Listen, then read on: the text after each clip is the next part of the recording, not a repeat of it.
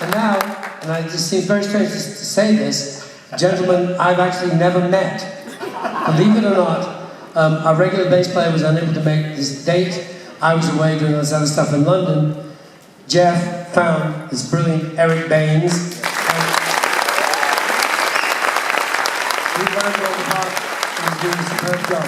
But it was unusual. When I shook hands with him when I came on stage, that's actually the first time we've ever met. And I think we're all doing this thing a lot of job. And then a man I have met, on drums, Steve Aho.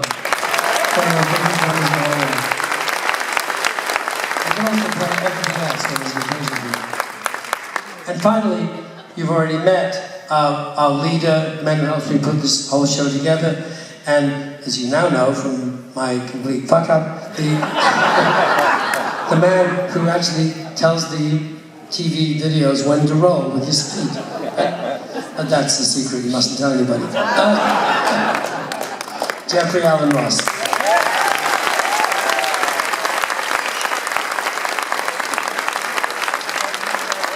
Now, some of you may know, back in the Apple days, it actually wasn't any of those artists. It wasn't Mary Hopkin or Jackie or the Ivies who played a major role in my life. It was a singer I brought in to Apple.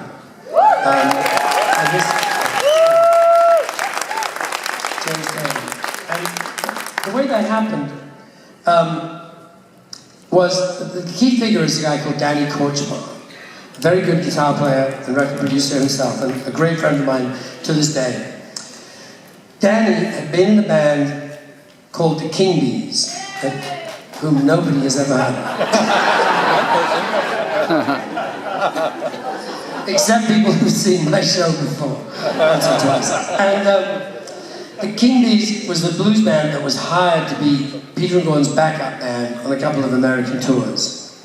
They weren't a particularly great band, to be quite honest, but the guitar player was really good, impressed the hell out of me. He played a lot like Steve Cropper, who was one of my favorite players, and was a very smart, argumentative guy, and I liked him. So he and I became great friends. I used to stay with him and his wife and so on when I was in LA. So subsequently, Danny Korchmar was then in a band called The Flying Machine in New York City with his childhood friend, James Taylor. They'd known each other since they were about 12, I think. And they actually had a duo called Jamie and Koch, I'm told, when they were 14. So, The Flying Machine was a New York band, but it was suffering every vicissitude New York can offer. They were run out of money, they had bad managers they didn't like, they had a label that had made half an album and then stopped. A couple of them were strung out on drugs, including James, and it was a miserable state of affairs, and the band broke up. James decided to go to London because he had a girlfriend in London he thought he could visit and stay with. And as he was leaving for London, Danny said, look, here's Peter Ash's phone number. He's my friend in London. He's okay. You should give him a call. So thus it was that in London, the phone rang in my flat. It was this very polite, soft-spoken southern accent, telling me he was a friend of Danny's and so on. He was in town. He was a songwriter, singer. And I invited him over to the flat.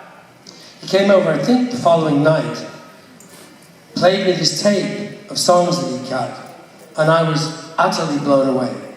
I thought this was some of the finest music I'd ever heard in my life. The songs were beautiful, the lyrics were beautiful, but the playing style was incredible.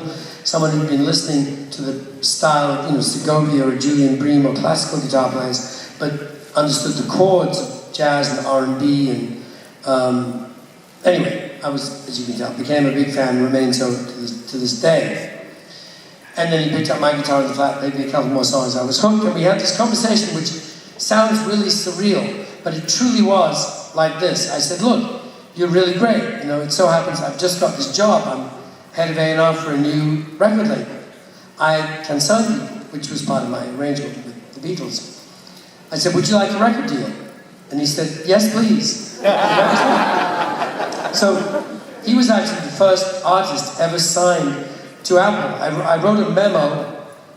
I first contacted, we'd hired a guy called Ron Cass to be the head of business affairs at Apple Records. Ron Katz was a guy who had several things going for him. He'd been president of Liberty Records.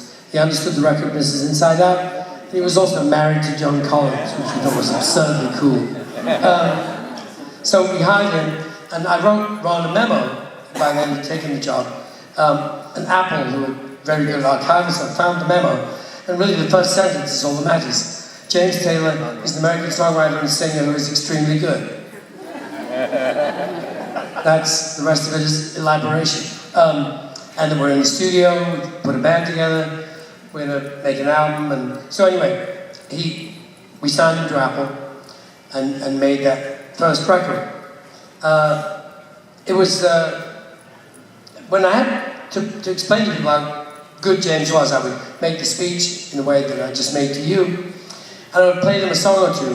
If I had to get the message across in one song, I found this one song, Something in the Way She Moves, that of all James's early songs, I just thought was so beautiful and brilliant. It's a song he wrote about his sister, actually, Kate, and it was an extraordinary song. They're all extraordinary. Something's Wrong, Knocking Around the Zoo, so many great songs back then, Carolina, but I chose this one. And here's how James remembers that whole story. Tim, I wrote in 1967, and it's the song that got me a record deal with Apple Records. I played it for Peter Asher, who's right up there. Played it for Peter Asher, and he played it for Paul McCartney and George Harrison, who signed me to Apple Records. The first person signed him, so my big break. It's a huge moment for me. So somebody had opened a door, and the rest of my life were on the other side of it. Which happens often, actually, but usually in a negative way. It's a door and it's hell on the other side.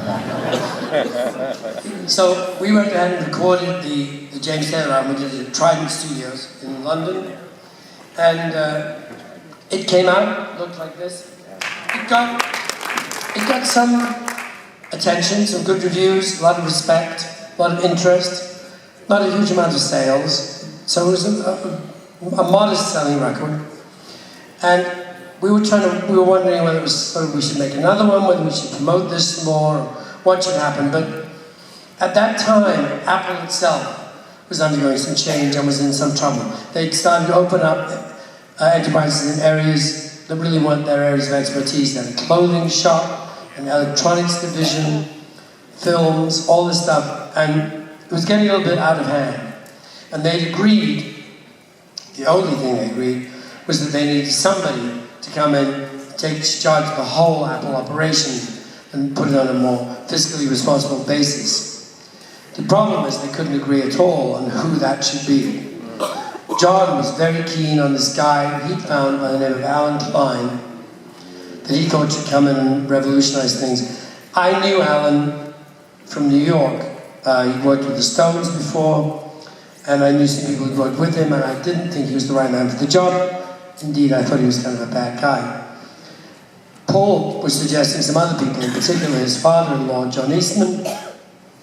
But, by this time, the feuding that always goes on in bands between John and Paul found this subject around which it could grow and fester. So they were having some big, horrible arguments. But, as some of you may know, John somehow, and I don't know the mechanics of it, I'm sure it's in several books, won the argument. We won over the other Beatles. And Alan Klein was made the head of business affairs at Apple. Or the Beatles manager, whatever he called himself. And I knew that was going to be a bad idea. I resigned before Alan Klein came in. And James did too. And James, we decided to leave the label. But, so I missed Alan's actual first day on the job.